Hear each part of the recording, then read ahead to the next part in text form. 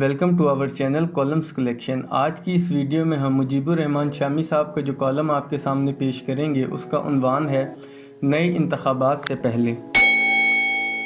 عمران خان پنجاب اور خیبر پختونخوا کی اسمبلیاں تحلیل کر دیں یا مونس الہی اور ان کے ابا جان کی بات مان کر چند ہفتوں کی تاخیر کر دیں، پاکستانی سیاست کو اس وقت تک قرار نہیں آئے گا جب تک اس کے جملہ ذمہ داران ایک دوسرے کو تسلیم نہیں کریں گے۔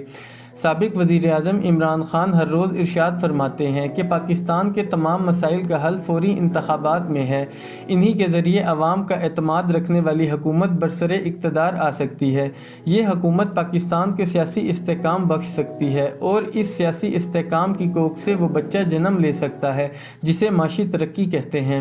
جب تک سیاسی استحکام نہیں ہوگا اس وقت تک معیشت بھی بحال نہیں ہوگی، معیشت بحال نہیں ہوگی تو لوگوں کو چین نصیب نہیں ہوگا، ان کی مشکلات کم نہیں ہوں گی۔ جب سے وہ زخمی ہو کر لاہور کے زمان پارک میں اپنے گھر تک محدود ہوئے ہیں یہ بات مسلسل کہتے چلے جا رہے ہیں۔ ہر روز میڈیا یا کارکنوں کا کوئی گروپ ان سے ملاقات کرتا ہے یا تحریک انصاف کے کارکن ان سے ملتے ہیں یا ان کے حامی اراکین اسمبلی کا کوئی وفد شرف باریابی حاصل کرتا ہے تو یہی بات ان سے منسوب ہو کر میڈیا میں گونجنے لگتی ہے۔ وہ زخمی نہیں ہوئے تھے تو بھی ان کا اصرار اسی بات پر تھا۔ جس دن سے ان کے خلاف تحریک عدم اعتماد منظور ہوئی اور انہیں اقتدار کے ایوانوں سے باہر نکلنا پڑا، فوری انتخاب کا نعرہ ان کی زبان پر ہے۔ ان کی اس بات کو بے وزن نہیں کہا جا سکتا کہ جمہوری ممالک میں فیصلہ کرنے کا حق عوام ہی کو حاصل ہوتا ہے۔ یہ درست ہے کہ اسمبلیاں ایک مخصوص مدت کے لیے چنی جاتی ہیں اور انہیں بزور بازو تحلیل نہیں کرایا جا سکتا، لیکن قبل از وقت انتخابات کرانے کی بھی کوئی ممانعت نہیں ہے۔ اپوزیشن کو ان کا مطالبہ کرنے کا حق حاصل ہے، وہ اس کے لیے دباؤ بڑھا سکتی ہے کہ حکومت قبل از وقت رائے دہندگان سے رجوع کرنے پر مجبور ہو جائے۔ عمران خان جب وزیر اعظم تھے تو ان کی اپوزیشن جماعتیں جو آج حکومت میں ہیں نئے انتخابات کا مطالبہ کرتے نہیں تھکتی تھیں۔ انہیں 2018 کے نتائج پر اعتراض تھا، ان کی طرف سے سلیکٹڈ حکومت کی پھپتی کسی جاتی تھی، لیکن اس وقت عمران خان اس مطالبے پر کان دھرنے کو تیار نہیں تھے۔ انہوں نے کئی چھوٹی سیاسی جماعتوں کو ساتھ ملا کر جو مخلوط حکومت بنائی تھی وہ اسے ختم کرنے پر آمادہ نہیں تھے، دستور میں دی گئی مدت پوری کرنے پر زور دیتے تھے اور اپنے مخالفین کو صبر کی تلقین کرتے تھے۔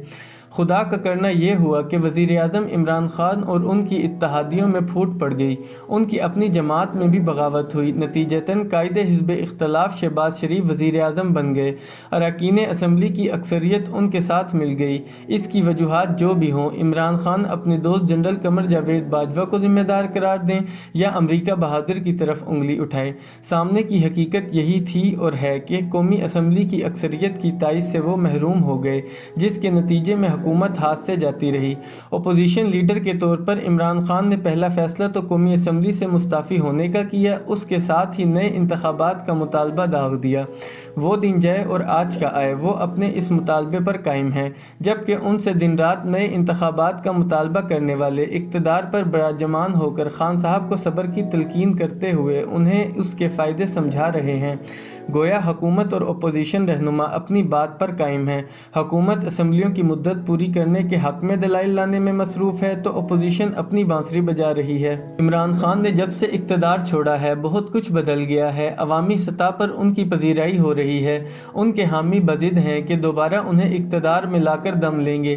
ضمنی انتخابات میں انہیں بڑی کامیابی نصیب ہوئی ہے، لیکن ساتھ ہی ساتھ ان کے ساتھ وہ کچھ بھی ہو رہا ہے جو اس سے پہلے اپوزیشن کے ساتھ ہو رہا تھا۔ الزامات لگ رہے ہیں، فائلیں پھرولی جا رہی ہیں، مقدمے قائم ہو رہے ہیں، عدالتوں میں نااہلی کی درخواستیں دائر کی جا رہی ہیں، توشہ خانہ سے تحائف لینے اور فروخت کرنے کے حوالے سے وہ کچھ کہا جا رہا ہے جس کا تصور بھی نہیں کیا جا سکتا تھا۔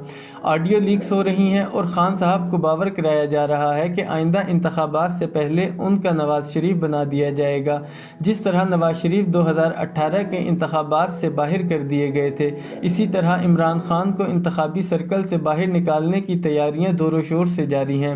وسوسے اور اندیشے ہیں کہ پھیلتے جا رہے ہیں یا پھیلائے جا رہے ہیں اور یوں پاکستانی سیاست میں بے چینی ہی بے چینی ہے۔ مرے کو مارے شامدار، سیاست کے ساتھ ساتھ معیشت بھی بگڑ رہی ہے۔ قرضوں کا بوجھ کمر توڑے ہوئے ہے، ڈالر ضرورت سے کم ہے، IMF سے رابطے جاری ہیں، ادھر بھی دیکھا جا رہا ہے، لیکن مشکلات ایک دن میں پیدا ہوئی ہیں، نہ ایک دن میں کم ہو سکتی ہیں۔ اخراجات کم کر کے یا آمدن بڑھا کر معیشت کو بحال کرنے کی کوئی اجتماعی کاوش بروئے کار نہیں آ پا رہی۔ سندھ اور خیبر پختونخوا کے سیلاب اور بارش زدگان کی طرف بھی وہ توجہ نہیں دی جا رہی جس کے وہ مستحق ہیں۔ انتخابات کا مطالبہ کرنے والے اور اسے مسترد کرنے والے اپنی اپنی ایڑیوں اور چوٹیوں کا زور لگائے ہوئے ہیں۔ عمران خان پنجاب اور خیبر پختونخوا کی اسمبلیوں کو تحلیل کر کے دباؤ بڑھانا چاہتے ہیں۔ وزرائے اعلیٰ ان کے اشارے پر جان دینے کی یقین دہانی کرا رہے ہیں۔ قومی اسمبلی سے تحریک انصاف کے استعفے ابھی تک منظور نہیں ہوئے۔ شاہ محمود قریشی نے اعلان کیا ہے کہ ان کے ارکان اب اسپیکر کے سامنے اجتماعی یا انفرادی طور پر پیش ہو کر اپنی نشستیں خالی قرار دلوانے کے لیے سر پر کفن باندھ چکے ہیں۔ عمران خان کا خیال ہے کہ پنجاب اور خیبر پختونخوا کی اسمبلیوں کی تحلیل کے ساتھ ساتھ اگر قومی اسمبلی میں ان کے ارکان کے استعفے بھی منظور کرا لیے جائیں تو ضمنی انتخابات کی ناؤ ڈوب جائے گی اور ان کے مخالفین کو عام انتخابات پر راضی ہونا پڑے گا۔ عمران خان نئے انتخابات جلد کرا گزریں یا ان کے مخالف مقررہ مدت پر ڈٹے رہیں، سیاسی استحکام اس وقت تک حاصل نہیں ہوگا جب تک فریقین ایک دوسرے کا اقرار نہیں کریں گے۔ دونوں کو رائے دہندگان کی حمایت حاصل ہے، دونوں میں سے کسی ایک نے حکومت بنانی ہے اور کسی ایک کے حصے میں حزب اختلاف کے بینچ آنا ہے۔ اگر وہ اسی طرح ایک دوسرے سے الجھے رہیں گے جس طرح سے گزشتہ 5 سالوں سے الجھے ہوئے ہیں تو سیاسی استحکام کیسے آئے گا؟ سیاسی استحکام نہیں ہوگا تو معیشت کیسے سنبھلے گی؟ کل بھی یہی بات درست تھی، آج بھی درست ہے اور کل بھی درست ہوگی کہ ایک دوسرے کو تسلیم کیا جائے، مذاکرات کے دروازے کھولے جائیں، آئندہ انتخابات کی تاریخ اور انتظامات پر اتفاق کیا جائے، جو جیت جائے اسے مبارکباد دی جائے اور ہارنے والوں کو آئندہ انتخابات تک انتظار کرنے کی عادت ڈالی جائے۔ جب تک یہ نہیں ہوگا وہ کچھ ہوتا رہے گا جو کل ہو رہا تھا، جو آج ہو رہا ہے۔